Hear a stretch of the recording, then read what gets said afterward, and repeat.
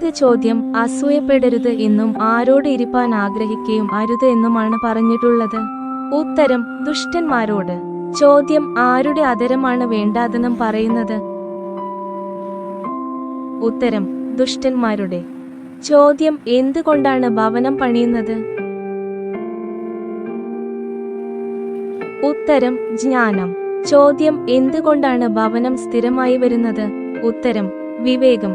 ചോദ്യം എന്തുകൊണ്ടാണ് മുറികളിൽ വിലയേറിയതും മനോഹരവുമായ സകല സമ്പത്തും നിറഞ്ഞു വരുന്നത്?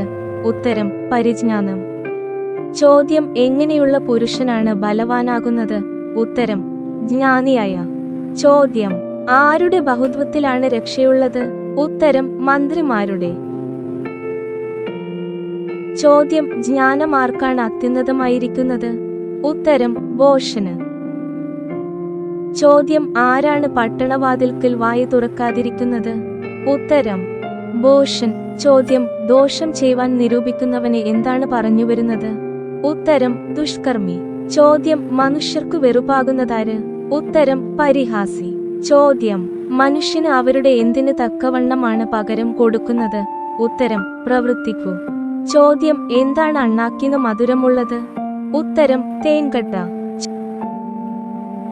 ചോദ്യം എന്ത് പ്രാപിച്ചാലാണ് പ്രത്യാശയ്ക്കു ഭംഗം വരാത്തത്? ഉത്തരം ജ്ഞാനം. ചോദ്യം ആരാണ് 7 പ്രാവശ്യം വീണാലും എഴുന്നേൽക്കുന്നത്? ഉത്തരം നീതിമാൻ. ചോദ്യം ആര് ഇടറുമ്പോഴാണ് നിന്റെ ഹൃദയം ആനന്ദിക്കരുത് എന്ന് പറഞ്ഞിട്ടുള്ളത്? ഉത്തരം ശത്രു. ചോദ്യം ആരോടാണ് അസൂയപ്പെടരുത് എന്ന് പറഞ്ഞിട്ടുള്ളത്? ഉത്തരം ദുഷ്ടന്മാരോട്. ചോദ്യം ആരുടെ വിളക്കാണ് കെട്ടുപോകുന്നത്? ഉത്തരം ദുഷ്ടന്റെ. ചോദ്യം യഹോവയെയും ആരെയും ഭയപ്പെടാനാണ് പറഞ്ഞിട്ടുള്ളത്? ഉത്തരം രാജാവിനെയും. ചോദ്യം ന്യായവിസ്താരത്തിൽ എന്താണ് നന്നല്ലാത്തത്? ഉത്തരം മുഖദാക്ഷിണ്യം. ചോദ്യം ദുഷ്ടനെ എന്തെന്ന് പറയുന്നവനെയാണ് ജാതികൾ ശപിക്കുകയും വംശങ്ങൾ വെറുക്കുകയും ചെയ്യുന്നത്?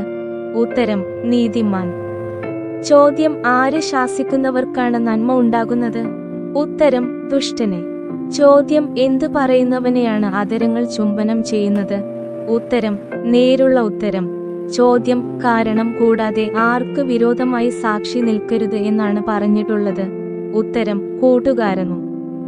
ചോദ്യം എന്നോട് ചെയ്തതുപോലെ അവനോട് ചെയ്യുമെന്നും അവന് അവന്റെ പ്രവൃത്തിക്കു പകരം കൊടുക്കും എന്നും നീ ആരോടാണ് പറയാൻ പാടില്ലാത്തത്? ഉത്തരം കൂട്ടുകാരനോട്. അവസാനത്തെ ചോദ്യം ആരുടെ കണ്ടത്തിലാണ് മുള്ളു പടർന്നു പിടിച്ചിരിക്കുന്നത്? ഉത്തരം മടിയന്റെ.